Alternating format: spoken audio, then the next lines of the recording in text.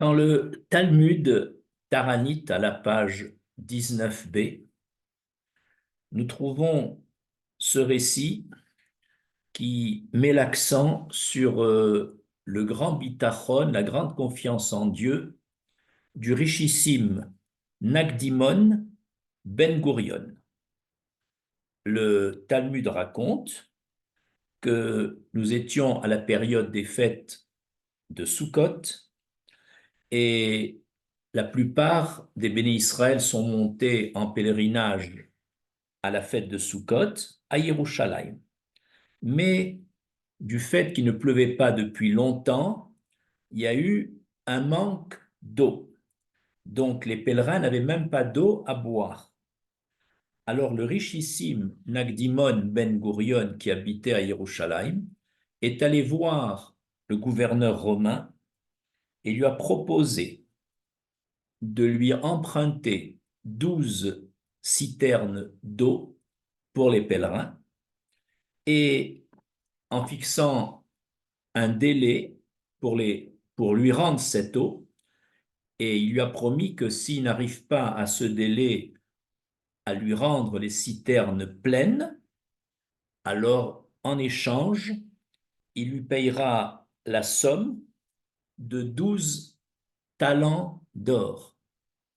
Un talent d'or, c'est environ, pardon, pas d'or, d'argent, et un dinar, un talent d'argent, c'est environ 27 kilogrammes d'argent, multiplié par 12, ce qui fait au total 325 kilogrammes d'argent. Le marché a été accepté par le gouverneur, et ainsi les béné Israël ont pu, pendant la fête, boire l'eau de ces citernes.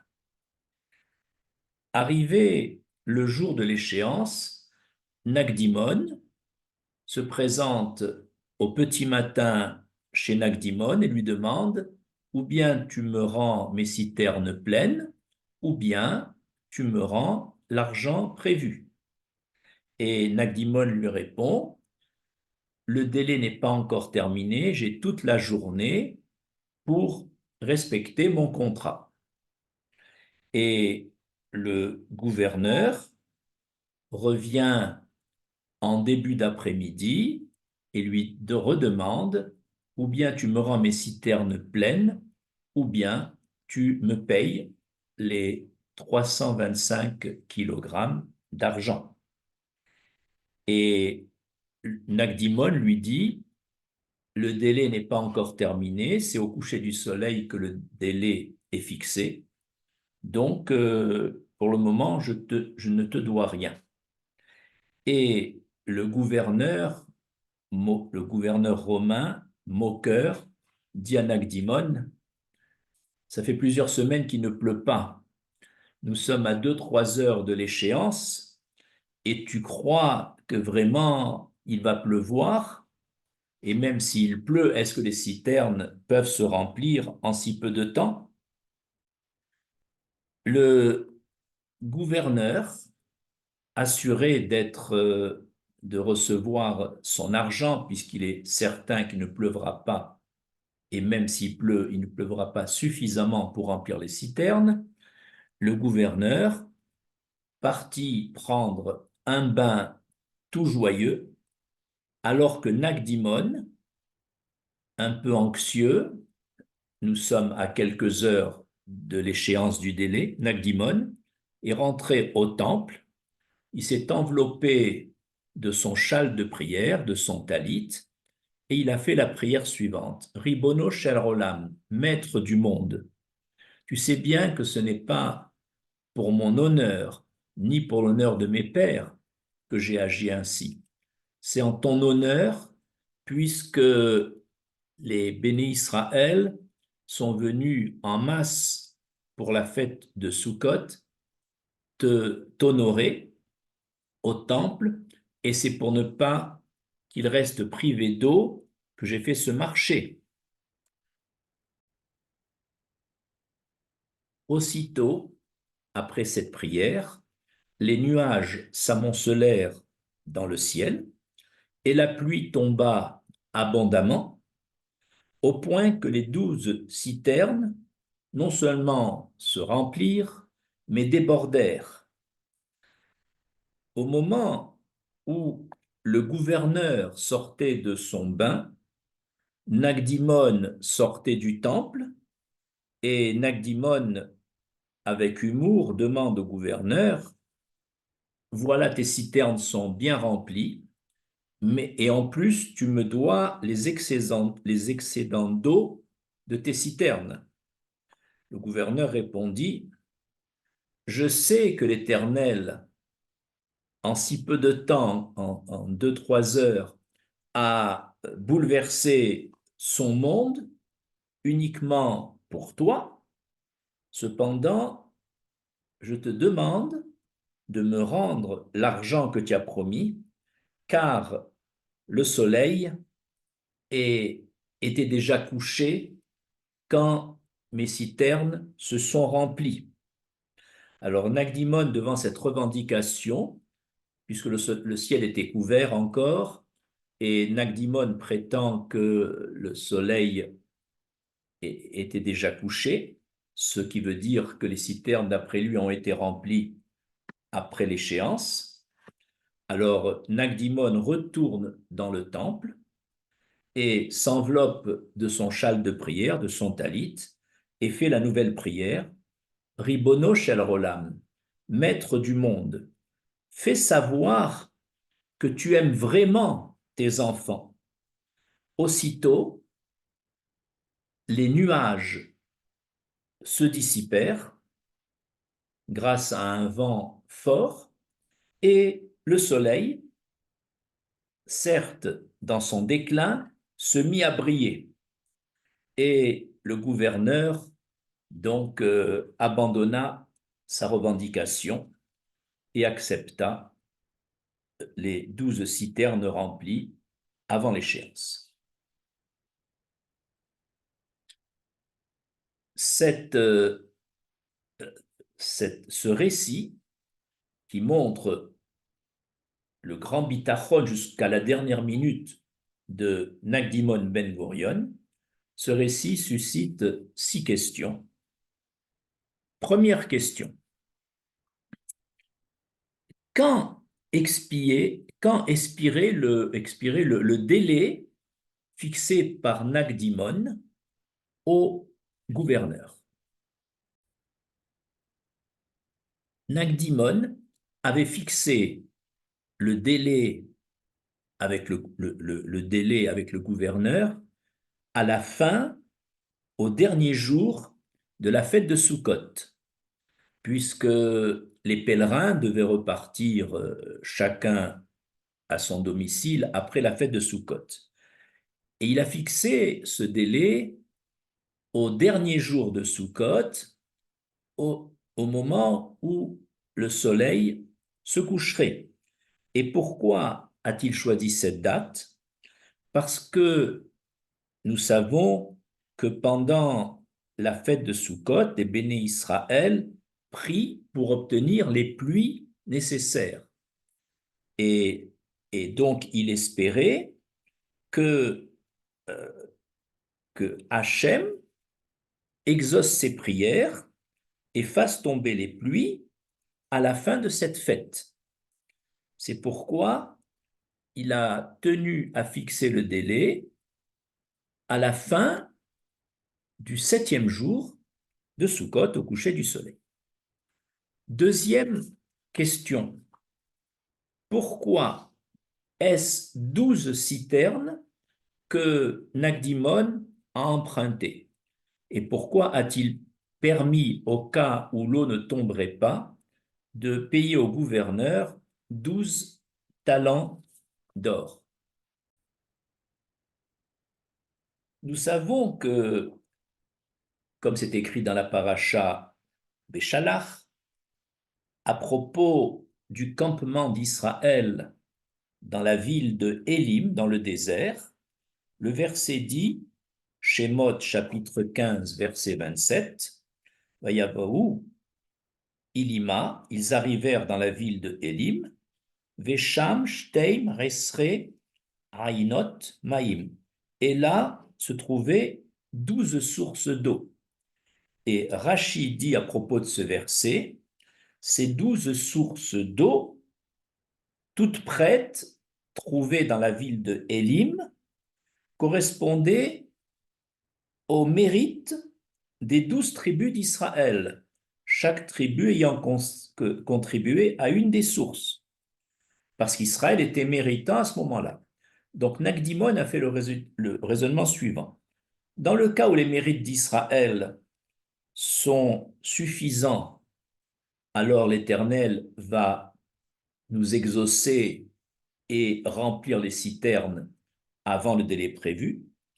Mais dans le cas où les mérites d'Israël sont insuffisants, et donc que les citernes resteraient vides ou à moitié vides, alors j'indemniserai de mon propre argent, puisque Nagdimon était richissime, j'indemniserai le gouverneur avec 12 talents correspondant à ce qu'on appelle le Pidyon Nefesh, le rachat de l'âme des 12 tribus.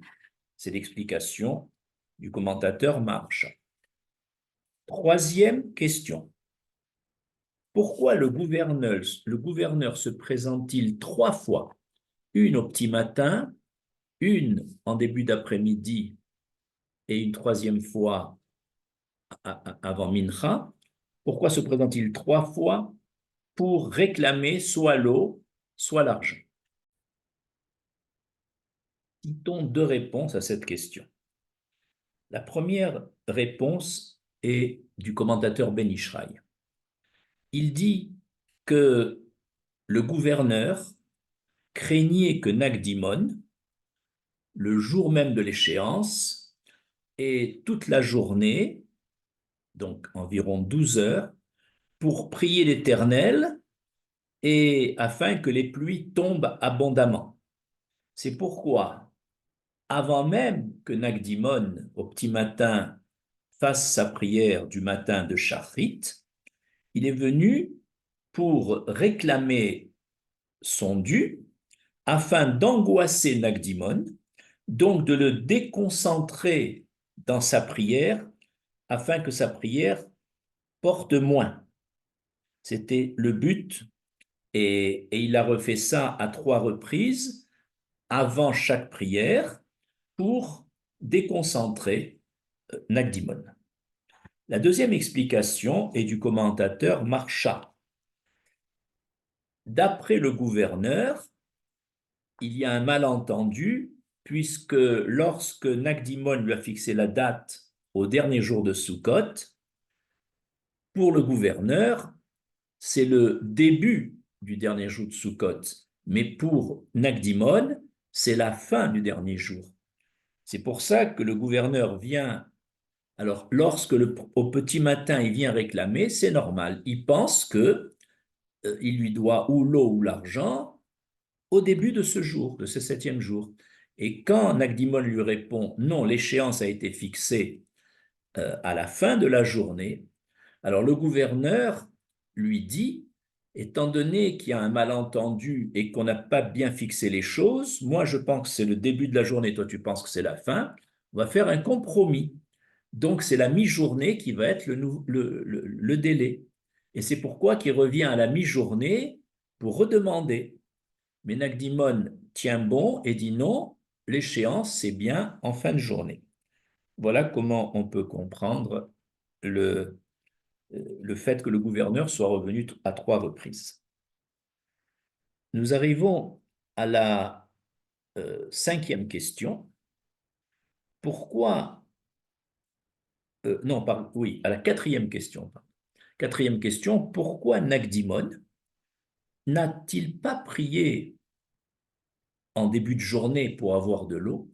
Ce n'est que 2h30 avant le coucher du soleil, donc à l'heure de Mincha, de la prière de l'après-midi, que Nagdimon s'est décidé à rentrer au temple, à se vêtir du talit et à faire sa prière envers Akadosh Baruch Hu. Pourquoi n'a-t-il pas fait sa prière depuis le début de la journée? Le commentateur Ariouni Yaakov répond à cette question. Si Nagdimon avait prié dès le matin du dernier jour de Sukkot, alors on aurait pu penser, si les pluies tombaient dans la journée abondamment, que ces pluies pouvaient être attribuées à un phénomène naturel et non aux prières de Nagdimon. Et donc le miracle divin n'aurait pas été reconnaissable. C'est pourquoi, avec ses convictions, il est prêt à attendre la fin de l'après-midi, à l'heure de Mincha, pour commencer à prier à un moment où il y a très peu de chances que les pluies vont tomber dans les 2 heures et demie qui viennent. Et pourtant, il choisit cet instant afin que si les pluies tombent, le miracle va être reconnu par tous que c'est bien un miracle en faveur de Nagdimon et de sa prière pour le bien de tout le peuple d'Israël.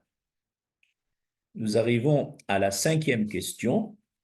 Pourquoi le gouverneur entre-t-il joyeux prendre son bain pendant que Nagdimon rentre au temple anxieux et triste?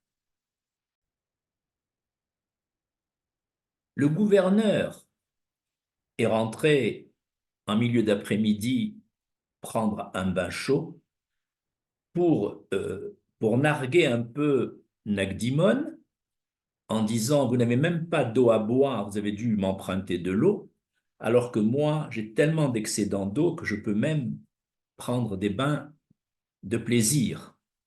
Et c'est pour ça que c'était une joie de provocation. De plus, le gouverneur est persuadé que dans les 2, 3 heures qui viennent, il n'y aura pas d'eau, et même s'il y aura de l'eau, ça ne suffira pas pour remplir les citernes. Donc, il était persuadé qu'à la sortie de son bain, l'heure serait venue que Nagdimon lui remette cette grande somme d'argent. Ça, c'est le Maharsha qui explique. Quant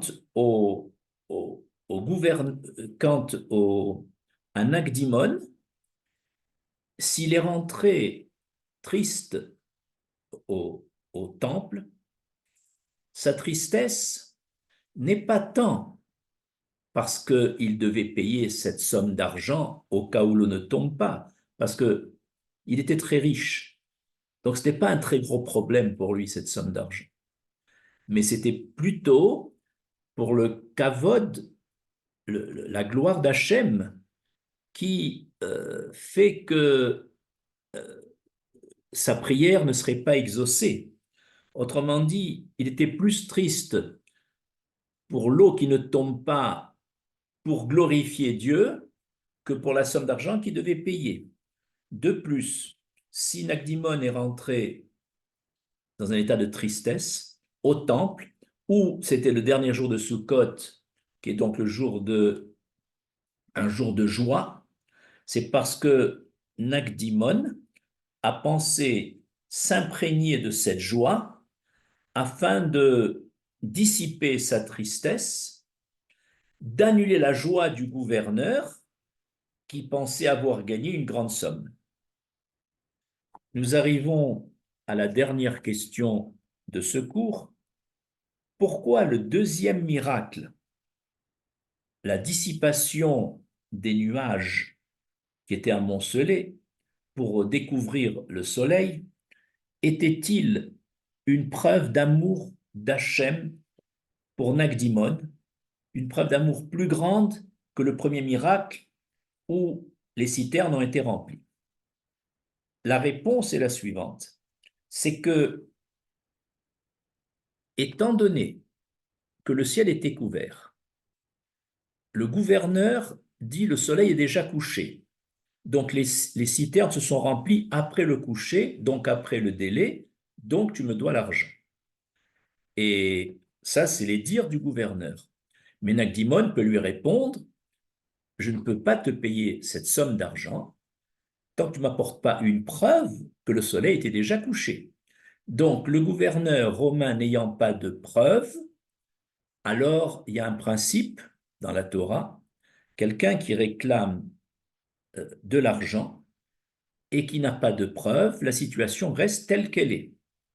Donc de toute façon, Nagdimon, même si le deuxième miracle n'avait pas eu lieu, n'aurait rien payé au gouverneur.